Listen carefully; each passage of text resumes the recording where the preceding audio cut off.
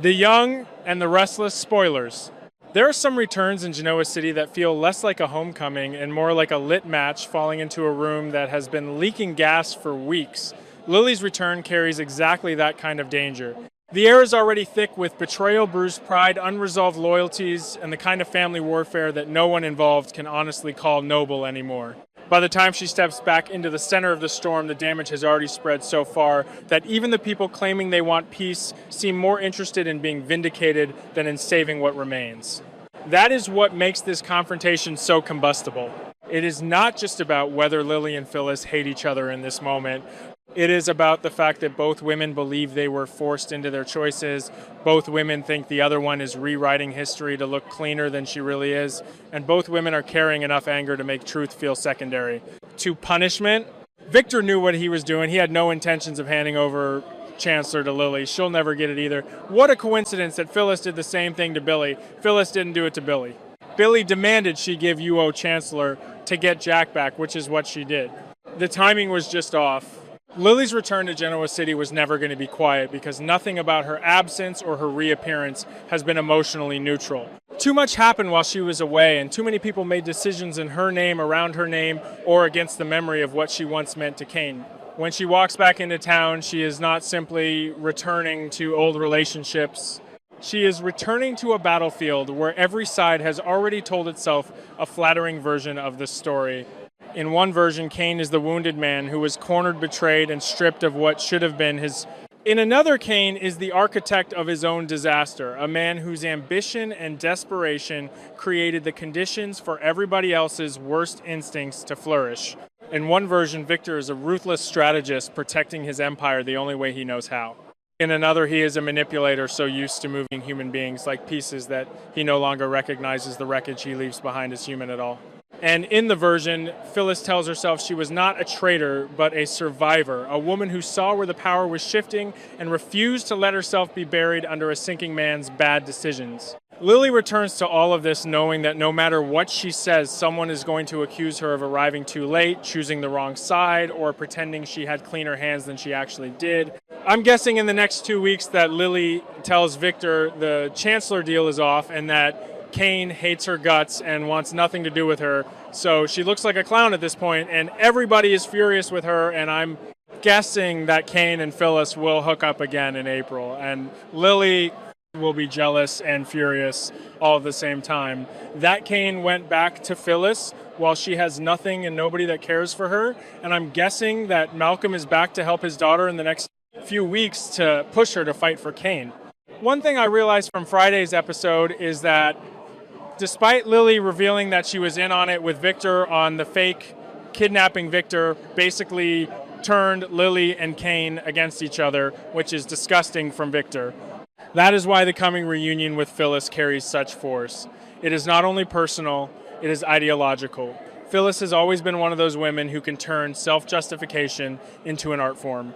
She does not merely defend herself. She builds an emotional case in which every ruthless act becomes understandable, every betrayal becomes a necessary response to someone else's greater betrayal, and every moral compromise becomes proof that she was the only one willing to be honest about how the world really works. That makes her fascinating, but it also makes her infuriating, because with Phyllis, the truth is always smudged by ego. She will absolutely confront Lily with the full heat of her outrage, accusing her of hurting Kane by aligning herself with Victor's kidnapping scheme as if Lily's decision was the decisive cruelty that shattered everything. And to be fair, there is something cruel in Lily standing anywhere near Victor's orbit when Victor's methods have been so brutal. If she knowingly collaborated in a plan that used fear, coercion, and abduction as leverage against Kane, then she cannot pretend she remained morally untouched. That would be too easy, and this story is better than that when it lets all sides stay complicated. But Phyllis is in no position to deliver judgment like a righteous witness. That is the hypocrisy that will make Lily's anger burn even hotter. Phyllis may scream about loyalty, about damage, about what Kane lost, but Lily knows better than anyone that Phyllis helped rip Newman Enterprises away from Kane's grasp and then prolong the entire nightmare by continuing to operate inside the very power structure that destroyed him. Phyllis did not just survive the conflict, she benefited from it. She took the kind of advantage that only becomes possible when someone has already made peace with being disliked. In that sense, she betrayed Kane no less profoundly than Lily did. Perhaps differently, perhaps with a different emotional rationale, but betrayal all the same. Lily can see that clearly, and that clarity will make every word out of Phyllis's mouth sound not merely insulting but obscene. The confrontation between them should feel like two different styles of guilt trying to destroy each other before either has to face itself honestly.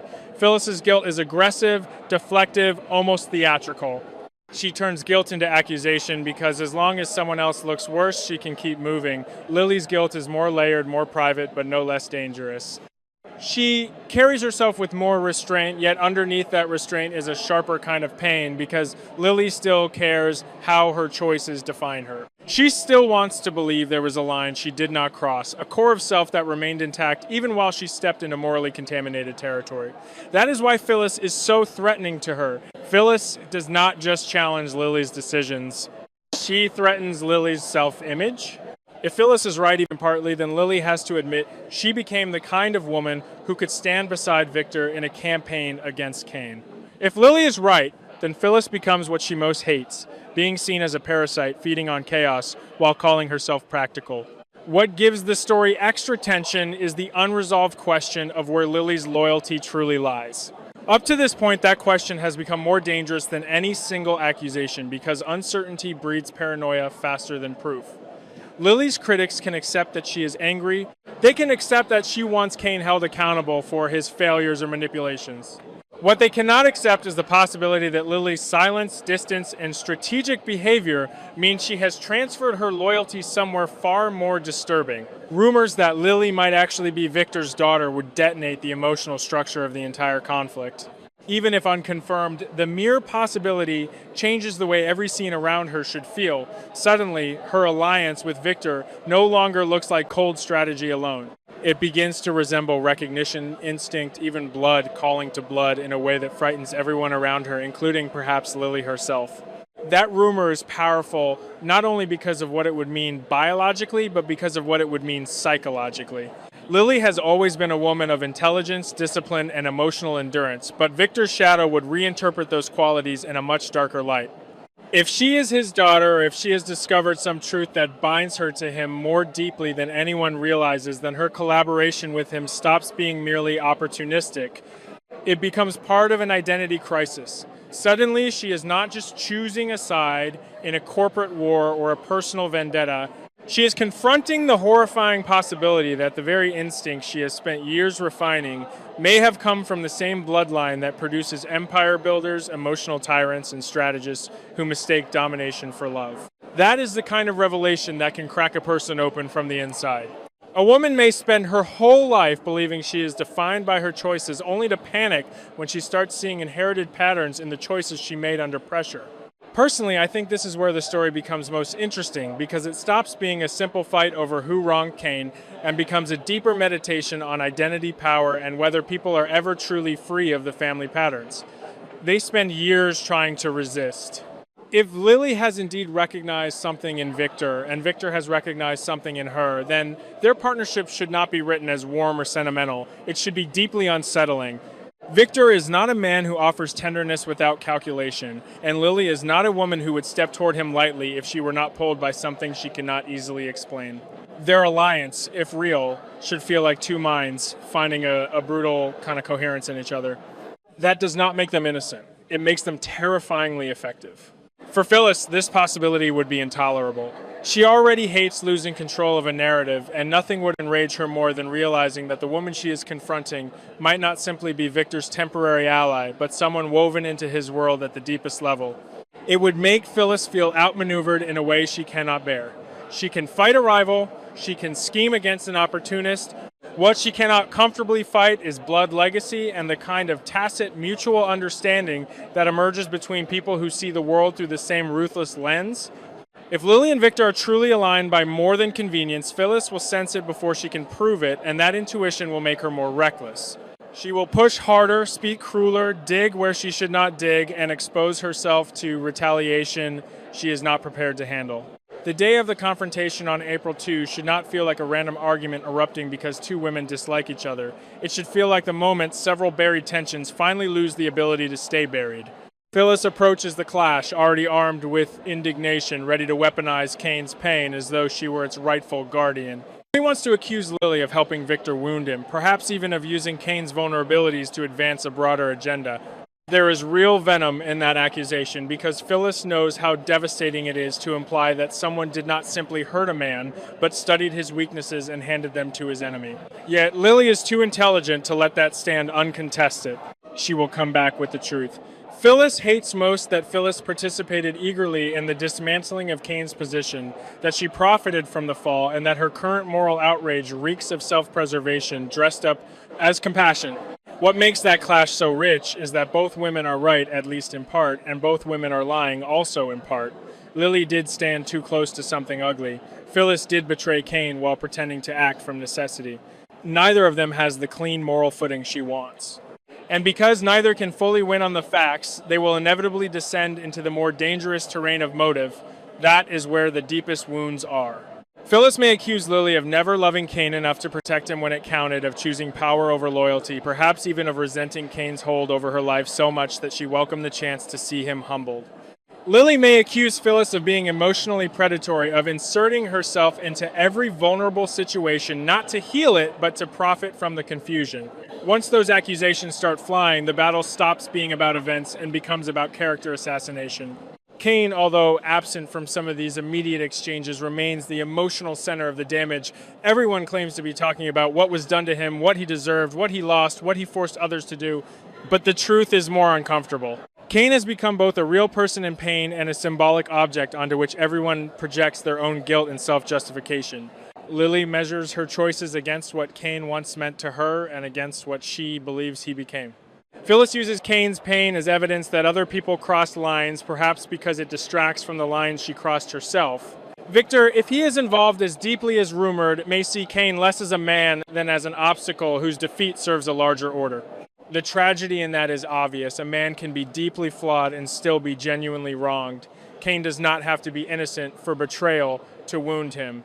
In fact, the story is stronger if he is not innocent, because then the conflict becomes about proportion. Did he deserve consequences, or did he become the target of a punishment so excessive that everyone involved revealed something monstrous in themselves?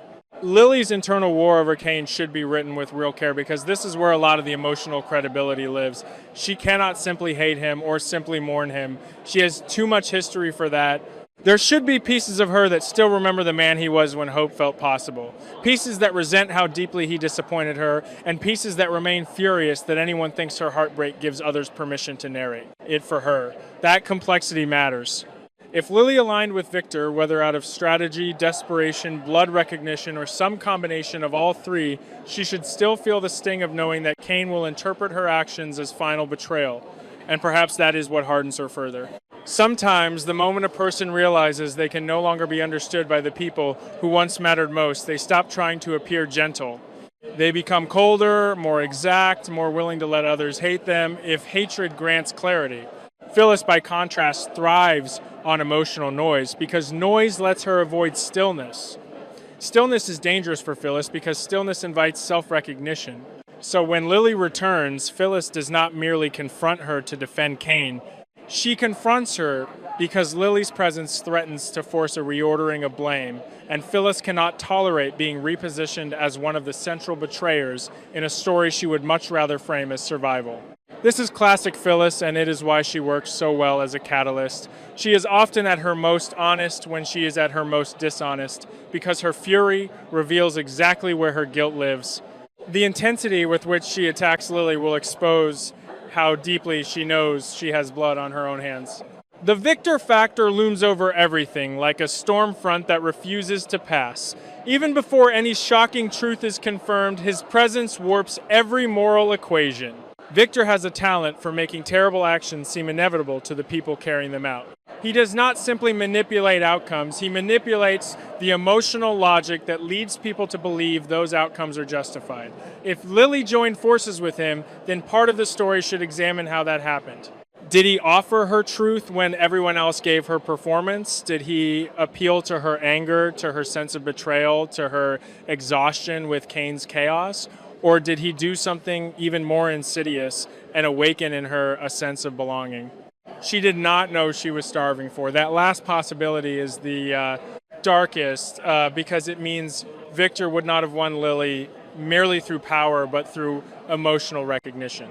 And if Lily is in fact his daughter, or even believes she might be, then the confrontation with Phyllis becomes more than a personal fight. It becomes an early manifestation of Lily's transformation under the weight of that revelation. A woman who has just discovered that her enemy, ally, or manipulator may also be her father would be living inside an emotional fracture no outsider could easily judge. She might cling more fiercely to control because identity itself has become unstable. She might lash out faster because every accusation now threatens not just her choices, but the bloodline that may explain them. She might even become harsher than usual because softness would mean admitting how shaken she truly is. This is why I think Lily should not be written as purely icy in this material. Beneath the coldness, there should be tremors. Beneath the precision fear, a person can speak with perfect control and still be on the verge of spiritual collapse. One especially effective turn would be for Phyllis, in the heat of confrontation, to begin seeing evidence that Lily knows more than she is saying. Not direct confession, but the sort of almost imperceptible certainty that only appears when someone is protecting a truth too large to share. That would drive Phyllis insane. She would start pushing not just for emotional victory, but for revelation. She would test Lily with references to Victor Kane, the kidnapping plan, the corporate fallout, perhaps even the broader question of why Lily's anger now seems less personal and more strategic. As Phyllis presses harder, she could unintentionally stumble toward the very secret Lily is trying to contain. That would be the moment when confrontation turns into danger, because once Phyllis senses there is a deeper game beneath the visible one, she will not stop. And people like Victor do not forgive curiosity when it threatens the architecture of their plans. At the same time, Lily's uncertainty about whose side she is really on should remain emotionally honest.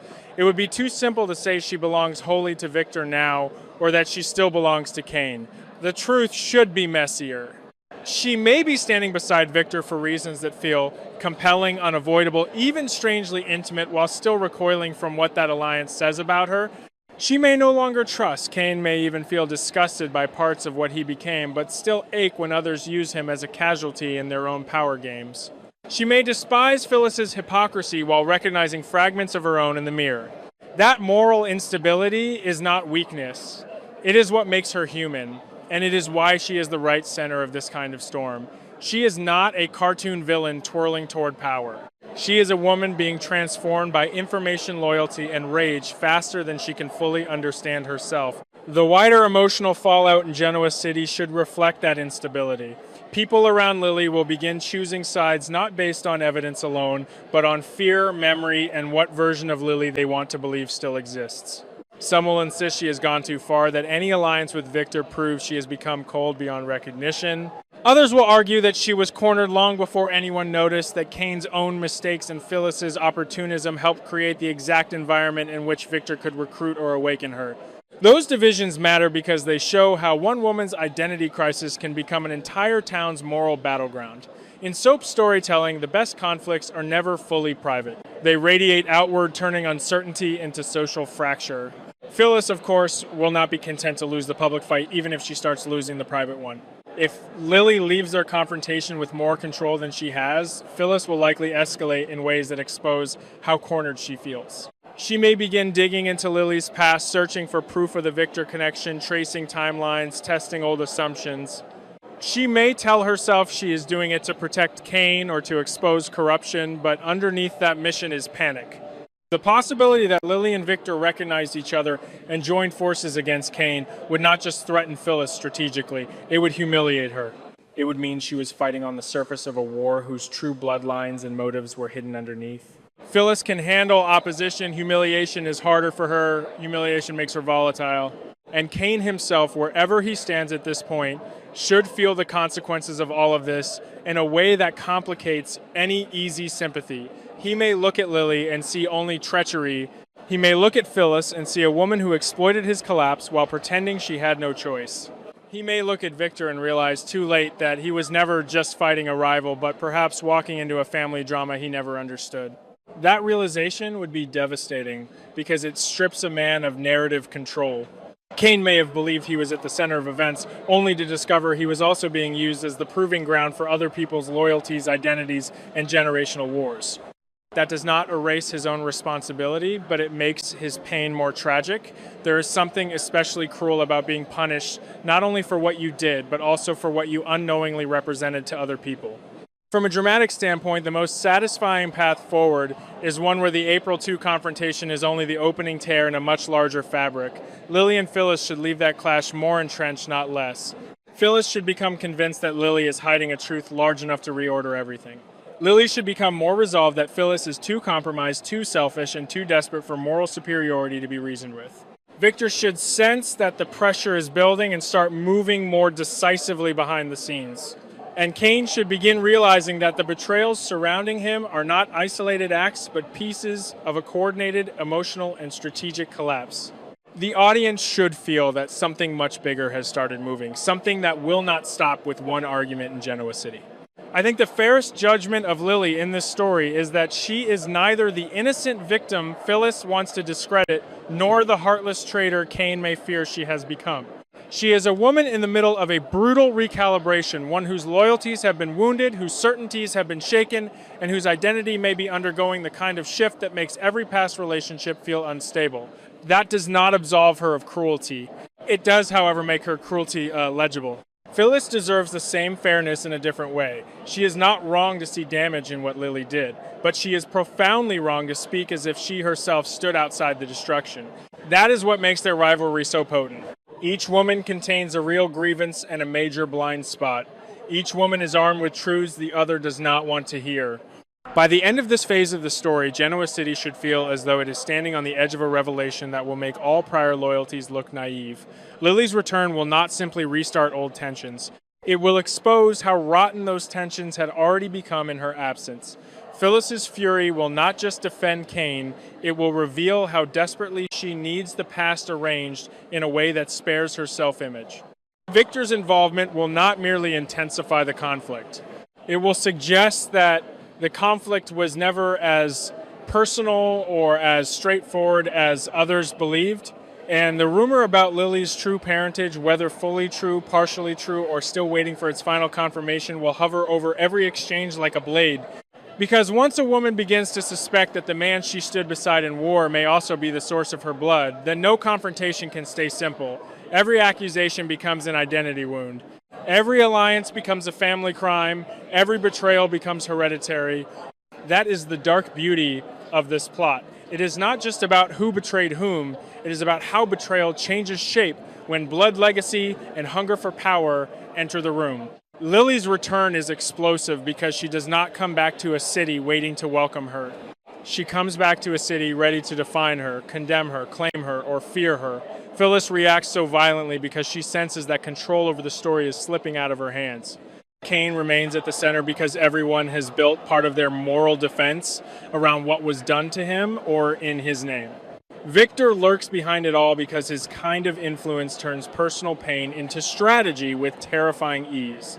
And Lily stands in the middle of these forces as the most unstable and therefore the most fascinating figure of all, a woman who may be moving toward power at the exact same time she is losing the last simple version of herself. That is not just conflict. That is the beginning of a war where every answer bursts a worse question and every truth uncovered threatens to make the survivors unrecognizable.